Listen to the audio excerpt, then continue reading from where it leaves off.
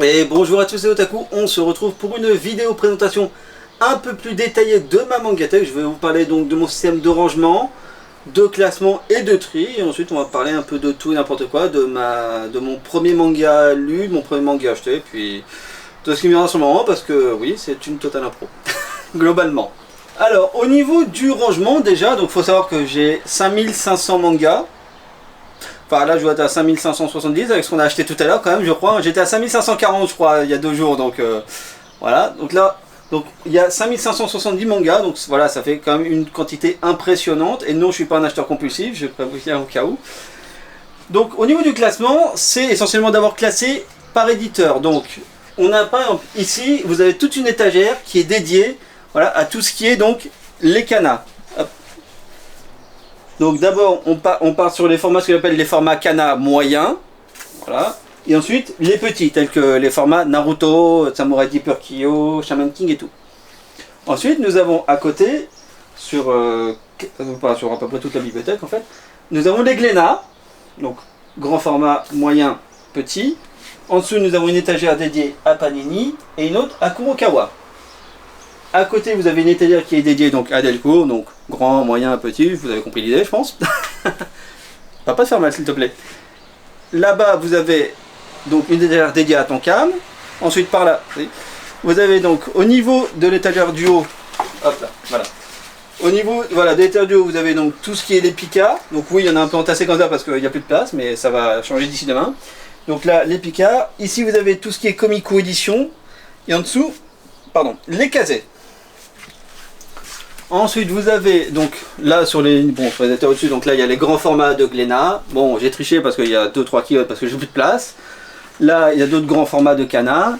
Ici nous avons les belles éditions de luxe de Big Kana, à savoir donc les Master Keaton, Monster Yawara, Senseiya. En dessous nous avons littéralement toutes les œuvres de Tsukasa Hojo, donc Cat's Eye, City Hunter, Family Compo, les Angel Hearts et ses premières œuvres, les trésors de Tsukasa Hojo. Ici, nous avons 90% de tout ce qu'a fait Jiro Taniguchi, à peu près. Et en dessous, nous avons les Deluxe de Panini, c'est-à-dire la réédition des 20th Century Boys, les Banana Fish, Eden et Family Compo. Ici, nous avons quelques belles éditions en bande dessinée de Delcourt long métrage. En dessous, vous avez des attaques des titans colossaux avec les guides plus les petits spin-offs. Oui, c'est rangé n'importe comment. En dessous, vous avez donc les Pika graphiques. Quelques comics, un chat absolument adorable qui est en train de décéder de la chaleur, je pense. Je ne sais pas comment il fait. Ici, nous avons tout ce qui est à peu près tout Meian. Donc, vous avez donc les 60 tomes de Kingdom. Au-dessus, vous avez Shigoryu Breaker version Ultimate, les 7 ninjas des fous en Gomo El Balzar. La Ganibal Jomungang Unsung Cinderella, une Dead Adventure. Fareway Paladin qui est toujours pas à sa place. Shin Life Different World et Swordmaster, enfin Reincarnated Swordmaster, excusez-moi. Là-haut, vous avez les coffrets donc de Meian. Alors, tous les coffrets Kingdom qui sont sur la droite, eux, sont vides parce que les mangas sont là. Et là, du coup, vous avez les Black Lagoon, les The Breaker et les Swordman. Et à côté, le seul manga de ma collection. Ça, c'était pour le petit tour d'horizon. Maintenant, on va parler un peu plus de détails sur le rangement et le classement. Donc, je l'ai dit que tout était rangé par éditeur. Bon, ça, c'est la partie... pas fastidieux, c'est la partie simple en soi en fait. Quand on connaît par cœur, voilà. Après, je trie, donc après je mets d'un côté donc les formats moyens, donc comme cela, et les formats petits comme cela.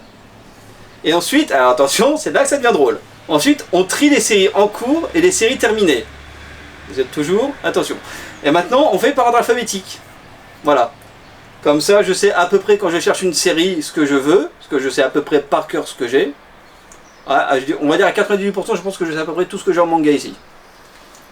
Après, ça m'arrive de tricher. Par exemple, j'ai mis, là vous voyez, il y a les mangas Le Pavillon des Hommes, 17 tomes. J'ai triché, je l'ai mis là, qu'il y a le tome 18 qui sort au mois de juillet, et le tome 19 dans 6 mois, je dirais, si on a du bol. Et après, la série est finie. Donc j'ai pris de l'avance, je l'ai mis là pour que ça soit mis en terminé. Et puis c'est marre. Donc, éditeur, grand petit format, fini et terminé ou en cours, et ordre alphabétique. Voilà, ça peut paraître con pour certains, j'en conviens d'ailleurs, hein, chacun a sa méthode de rangement. Il y en a qui rangent juste directement soit complètement en ordre alphabétique, soit par taille. Et si je faisais ça, bah moi ça serait chiant déjà en plus. En fait ça rendrait moche. Bah, avec les différences de niveau, quand ça commence là avec du grand là et qu'ensuite on finit avec du petit, ça fait un décalement, ça. Personnellement, hein, voilà. Ensuite, qu'est-ce qu'on pourrait dire? Ma toute première fois avec un manga, je vais vous parler de ma toute première fois avec un manga papier et avec un manga anime. Alors, bon, à proprement parler, avec un manga anime, on va dire Pokémon, objectivement, désolé. Oui, bah, je pense que tout le monde, le premier manga qu'il a vu, tous ceux de ma génération, je pense, à peu près, c'est soit du Pokémon, soit peut-être du Olive et Tom. Moi, c'est Pokémon. Et en manga, du coup, il y a un manga hop, et en manga papier, le tout premier que j'ai lu et pas acheté, bon, j'ai pris un tome au pif, on s'en tape. Voilà, donc c'est Évangélion, j'ai lu ça, j'avais 11 ans, donc ça va, quand j'avais 11 ans, le manga n'était pas avancé, donc c'était pas encore au point de me filer une migraine. Mais voilà, bon, globalement, on était à 3 ou 4 tomes, c'est juste une bête histoire de méca à ce niveau-là, donc on cherchait pas plus loin que ça. C'est une série qui est à plein de terminer, ça a jamais mis que... je vais être gentil, mais je crois que... Attends, l'anime est sorti en 95, le manga a commencé en 97 et c'est fini en 2014. Voilà, ça a pris un peu plus de 15 ans pour faire 14 volumes quand même.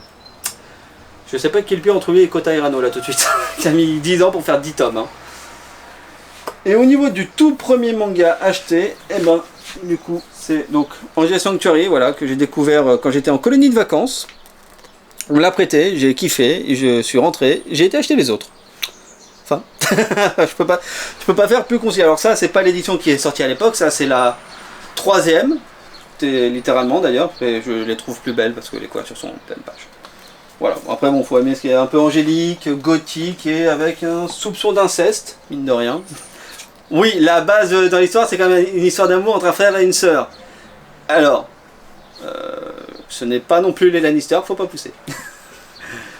Ou alors je m'en souviens très très mal. Ensuite, si je dois vous faire un top d'auteurs et de mangas préférés... Bon, je veux pas être très original, mais je vais essayer de vous faire un top 5. Un top 3, ça va être trop chiant. Un top 5, je suis pas sûr si je vais réussir à vous donner un classement quand même par contre. Bon, il y a les Berserk, déjà, obligé. Voilà, celui qui met pas Berserk dans ce top 5 et... Voilà. Qu'est-ce que vous faites là, en fait? Pourquoi vous ne lisez pas Berserk? Ensuite, je dirais, il y a probablement les Angel Sanctuary, du coup, hein, voilà, pour le côté nostalgie. Je dirais, il y a les Bright Story, que j'aime beaucoup déjà, ne serait-ce que par ses dessins. Parce que... Ils sont quand même très très beaux. Alors ça vaut le coup de l'acheter en grand format comme ça. Voilà. Kion a sorti 2 formats. On a le grand format comme ça, voilà, et on a un format, ce que j'appelle un format fascicule en fait. Tiens, voilà, je ne tiquais, c'est pas un format ED ça. Et il y a un format voilà standard comme ça. Moi j'achète les deux à chaque fois. Oui, je suis peut-être un pigeon. Mais voilà, quand vous voyez les dessins, ça vaut le coup de voir ça en grand format quand même. J'en suis à combien? 3. En 4e, il y a les Akira. Voilà, déjà, un classique. Je serais tenté de vous dire les Dragon Ball, mais vous savez quoi? Je les ai pas du tout. ça fait combien d'années que je dis qu'il faut que j'aille me payer les perfects déjà? 3 ans au moins? Oh, je sais pas spécialement argent et qui sont pas prêts de tomber en rupture de commercialisation. Contrairement à la version pastel, ce qui me sidère en fait d'ailleurs. Et en 5e, c'est compliqué parce qu'en 5e, là j'en ai au moins 2 ou 3 en fait qui me viennent en tête. Il y a soit les Samurai Deeper Kyo, soit les Kenshin le Vagabond, ou les Full Metal. Et ben je vais tricher, ils vont être tous les 3. Voilà. Oui, bah, fais-moi un procès. Alors, comment est venue ta passion au manga? Honnêtement, je ne saurais pas dire, c'est comme ça en fait. Non, vraiment, j'ai découvert ça en en lisant un, c'est venu comme ça. Après, bon, j'ai fait pendant quelques années, j'ai acheté des mangas jusqu'à mes 16-17 ans, je dirais à peu près. Ouais, quand on s'est connus, j'en avais pas de manga. Non? Enfin, j'en avais plus. Oui, voilà. On s'est connus quand on avait 18 ans, on était jeunes. 17. Moi, j'en avais 18. Non. Si. Oui, à 3 mois après, pardon. Voilà. Oui, mais voilà. Qu'est-ce qu'on disait déjà? Oui, bah après j'ai arrêté pendant quelques années, j'ai déménagé, je vais dire à l'étranger, mais pas du tout, mais hors ville, je suis revenu là quoi, en 2014-2015. Ça à peu près il me semble, en 2014. Sans doute. Tu penses que si je t'envoie ma claquette dans la gueule en pleine cam, ça le fait ou pas? Ça peut le faire, mais je me protégerai justement avec la cam. C'est pas grave. Puis ensuite, j'ai recommencé il y a quoi? Il y a 4 ans à peu près, avec un pote qui m'a donné 2 de séries qu'il avait chez lui parce qu'il voulait s'en débarrasser. Puis voilà. 5 ans plus tard. Ah oui, voilà. Je vais dire le premier manga que j'ai vu en anime. Si on met Pokémon de côté, le tout premier que j'ai vu c'est un film, et c'est Akira. Voilà. Voilà, que je considère quand même comme étant un incontournable qu'il faut avoir vu une fois dans sa vie. Ah c'est Akira. On va faire un petit tour d'horizon parce que aujourd'hui on a eu du bol, on est mardi. J'ai eu toutes mes sorties de la semaine qui sont arrivées avec littéralement 5 jours d'avance. Je vais vous faire un petit tour d'horizon et puis je vous ferai le détail après dans la petite vidéo que je ferai plus tard. On a tout d'abord eu donc chez Panini la réédition annoncée de Kimi no Knife. Comme ça, on aura enfin la fin en France. Le tome 3 de Eden en Perfect Edition. Mais que ça pesait quand même. Le tome 3 de Banana Fish en Perfect Edition. Ensuite, on a du côté de Kion le tome 8 de Valkyrie. C'est cool parce que j'ai enchaîné quand même les 7 tomes il y a une semaine, même pas, donc comme moi. Le tome 7 de la Children qui est une création Kion originale. Le tome 9 des Liens du Sang qui est vraiment, j'ai vérifié, qui est plus épais que les autres. Celui-ci il fait quand même 260 pages. Et c'est même pas un tome final, hein. Chez Delcourt, on a le 3e et dernier tome de Paris Amoureux, et vraiment, sans déconner, je surkiffe cette couverture. Beaucoup plus que les autres, je crois. Attendez, je vérifie. Alors, je précise, les couvertures sont belles. Ça, pas à tortiller, hein. Mais vraiment, je kiffe celle-là, elle a un côté malaisant. Non? Non, c'est vrai.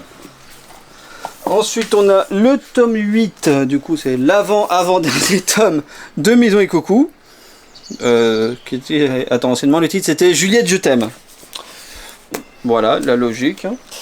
Ensuite on a en nouveauté, voilà, ça faisait partie d'un des trucs que j'attendais le plus. Voilà, chez Mangetsu, donc la nouvelle maison d'édition de bras jaunes, les Shiruran. Voilà, qui est, pour la petite anecdote, dessiné justement par le même dessinateur donc que les Valkyries, ça se voit un peu en fait quand tu regardes le truc. Ensuite, on a chez Glénat les enfants de la baleine. Les couvertures sont toujours aussi magnifiques, même si celle-là me fait beaucoup flipper en fait. Et principalement parce qu'il a un serpent dans les mains, j'avoue. Oui, Et enfin, chez Pika, le tome 2 de leur nouveau manga thriller, The Fable. Plus que 20 tomes. Donc voilà qui conclut pour la vidéo. Et ça sera tout. Donc je vous souhaite à tous une bonne journée. Je vais vous laisser sur une magnifique image de mon chat qui fait le beau. A plus.